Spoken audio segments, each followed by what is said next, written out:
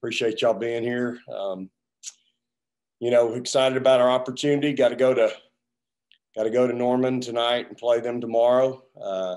Team that's playing really well.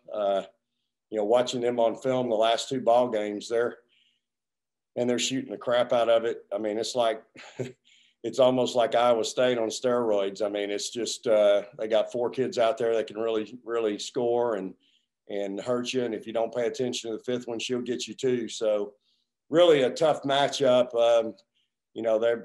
They basically got five guards out there. And so defensively, we're going to have to be really solid. This league's a little different in that, a lot of nights we're playing four guard lineups. Unlike what we've had to deal with the past few years. So our kids are trying to adjust to that. I thought Saturday night, we played really well, did a great job on number 12 for Tech, Vivian, and didn't let anybody else really hurt us. And when we got beat up there, we let 10 and 3 hurt us a little bit. And so we did a really nice job on their leading scorers. And so we'll have to play well on Wednesday. I mean, obviously they shoot the three a lot and they shoot it well. And so we're going to have to really execute. We need to take care of the ball offensively. There's no need to turn the ball over.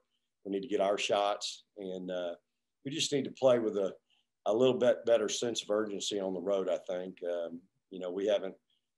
we've really had some. Iowa State was a great road win. Played really well. Had great energy, great focus. Bench was great, but in our other two losses on the road, we've seemed to be lacking in that area. So again, that's a sign of a young team, an immature team, and an inexperienced team. And, we're the same team we were this time last week and probably going to be that way next week too.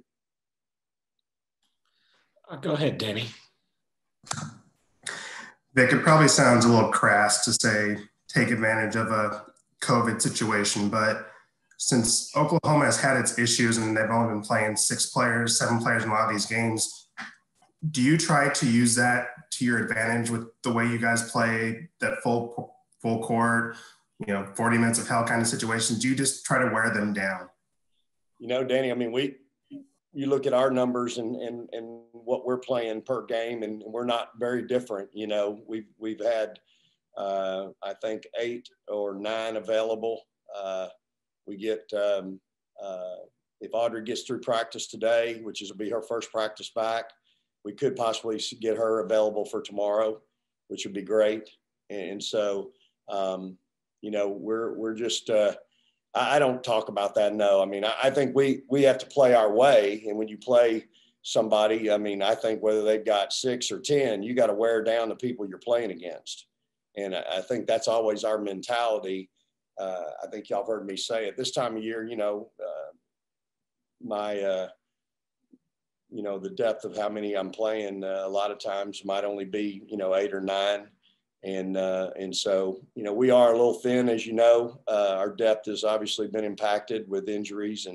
And so it's just who we are. But no, I don't really talk about that, Danny. In the back of my mind, though, I've got a plan, and hopefully, throughout the course of a ball game, we can wear on some people.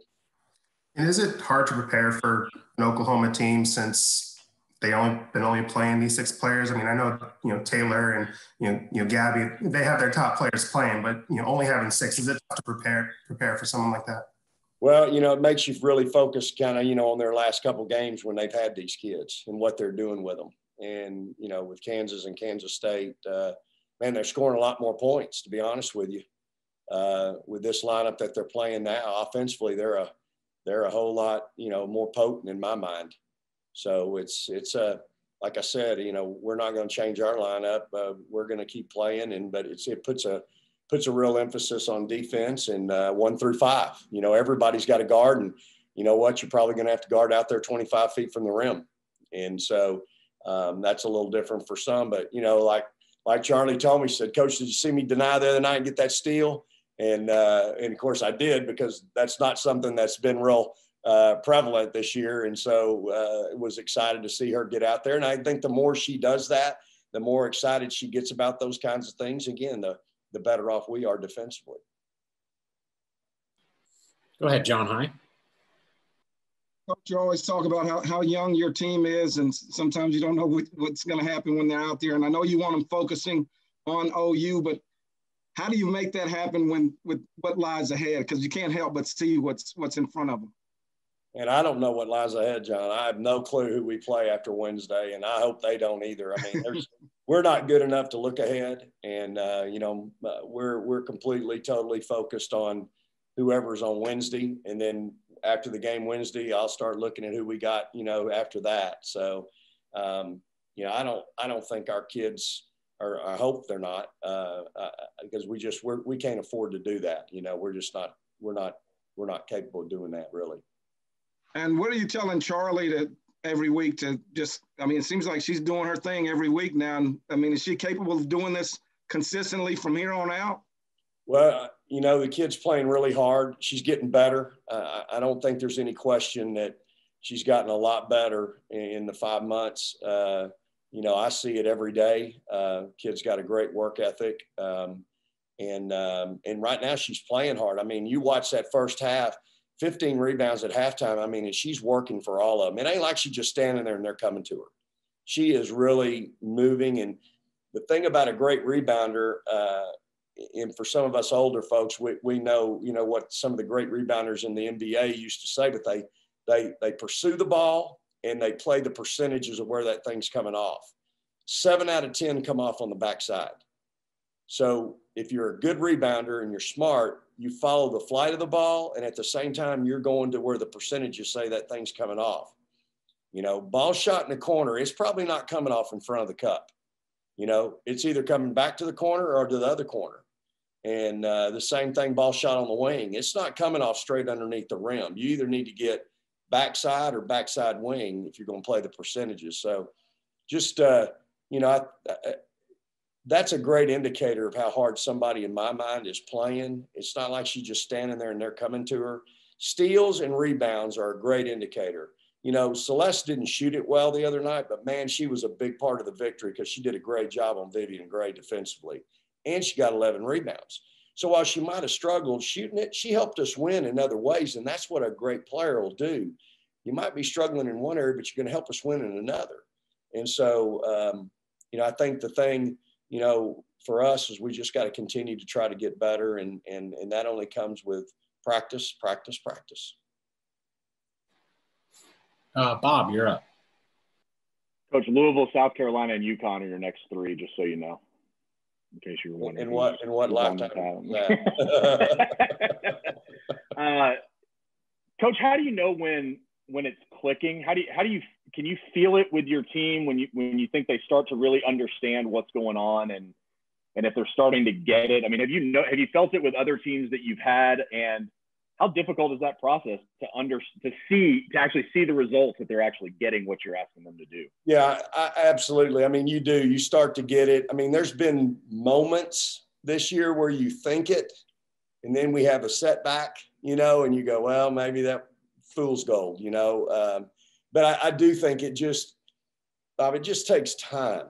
I mean, and it to develop your chemistry defensively and offensively and what you want to do and how you want to do it. I mean, there's just no substitute for time and repetition, really. For me, I'm a repetition guy. I'm a technique guy. If you're going to defend, you got to defend with technique. You can't have a lot of wasted steps, wasted motion. You get that through repetition, daily work, your footwork. You come to my practice, we do the same 3 defensive drills every day to start our defensive part of practice. You're teaching habits. Defense is a learned response, y'all. If a kid has to think every time they move, every time they're in this position, every time, they can't function. They're all tied up. I mean, it's like a batter going up there guessing curveball and gets 3 straight heaters. He's sitting down. I mean, you got to react. You react to the spin on the ball. You react on defense. One pass away, we're in denial. You jump to the ball. You don't let them cut your face. Shot goes up, butt in the gut. I mean, it's like the hot stove. I say this all the time. You walk by a stove and the coals are red. You put your finger on it, you get burned. that's a learned response. It don't happen ever again. You know, when them coals are hot, that's a learned response.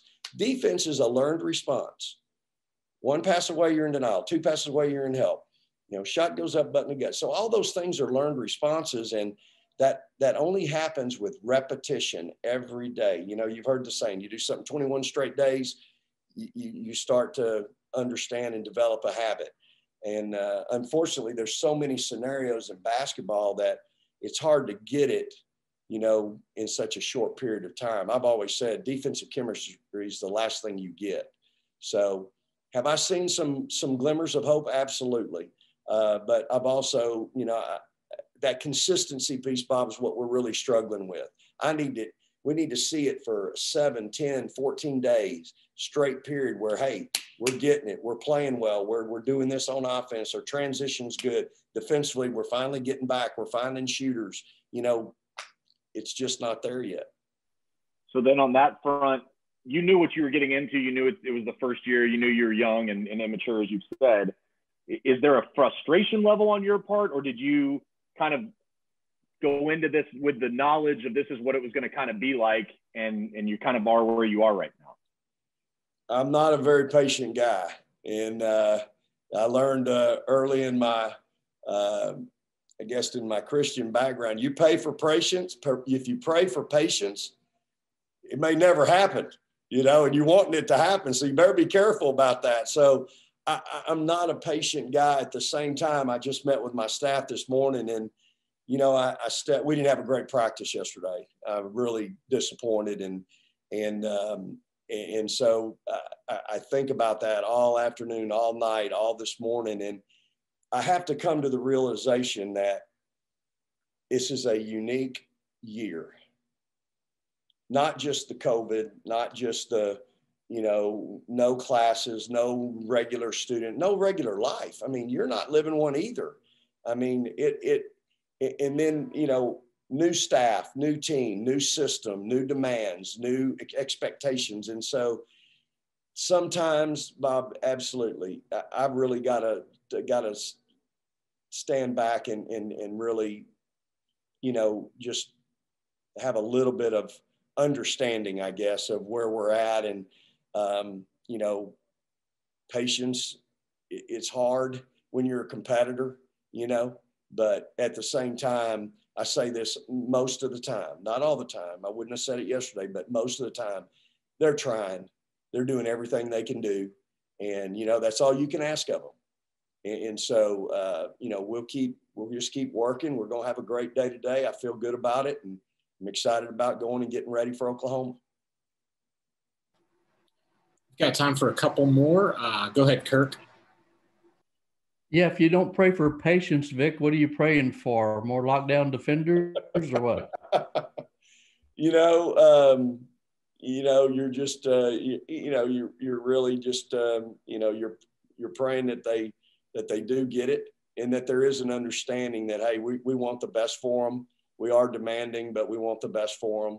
We love them to death.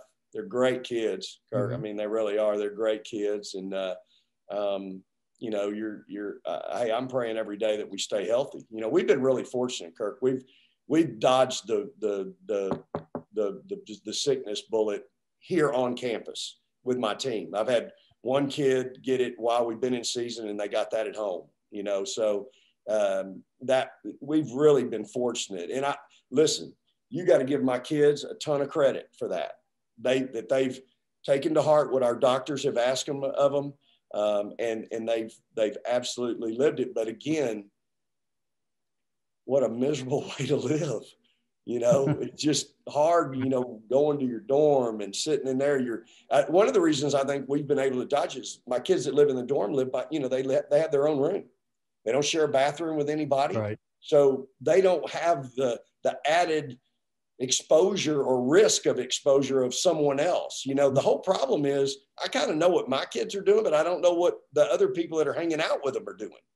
And so, right. You know, we've been so diligent in testing, and I tell them every day wear their mask. And so we've been really fortunate there, but just, you know, really praying for our safety, quite frankly, you know, my staff, everybody. I mean, We've had a couple people in our support staff get it. But other than that, we've been really, really fortunate. And y'all know, Shaka told y'all he was really sick. My son had it. He struggled with it a little bit. He's better now and he's out of quarantine, but he got a pretty good dose of it and it wasn't fun. And Vic, along those lines, should they cancel the conference tournament? Is that an unnecessary risk? What do you think? I don't know that they need to do that, Kirk. I mean, obviously that's above my pay grade, but I mean, I think what we do with that is that provides us again with an opportunity at a bubble. Because if you're going to get to the next tournament after that, you're going to have to do that there. So it would really be great experience for your kids and your staff to have to go through it, so you know what to expect. There's not that shock factor of going to that next tournament, if you're fortunate to be in that one. So I think it's probably advantageous in that. And that's provided we don't, our conferences, if you look at our teams, a lot of teams have kind of gone through it now. There's not a lot of teams left that haven't been hit by it, haven't had to pause, things like that. So we've kind of, we're one of the few that haven't had to. And I'm knocking on wood, but I'm just, so I think, in that regard, we might be okay. We might be okay. And again, I know this, when we do have it, there's going to be our medical people associated with our university, with the Big 12 Conference. They're going to be on top of it and do a great job and provide a very, very safe atmosphere for all of us. All right, Danny, last one. Vic, I guess since it's our homecoming, how much has Deanna just kind of grown as a coach since you've been working with her over these years? Yeah, Danny, she's incredible. I mean, as you know, I think the world of my staff. I think every one of them is absolutely incredible and does a great job. Deanna has really grown in the time we've been together, and what she brings to the table. And all three of my coaches. I mean, Elena's been a head coach. To me, Deanna and Johnny, they're going to be great head coaches, and they know exactly what to do, how to do it. They got the blueprint. They know what's been successful for us. I really enjoy practice with them because I hear them saying some of the same things I'm saying. Deanna, I catch myself looking at her twice sometimes going, that sounds like me, and so she's, again, to have seen when she came from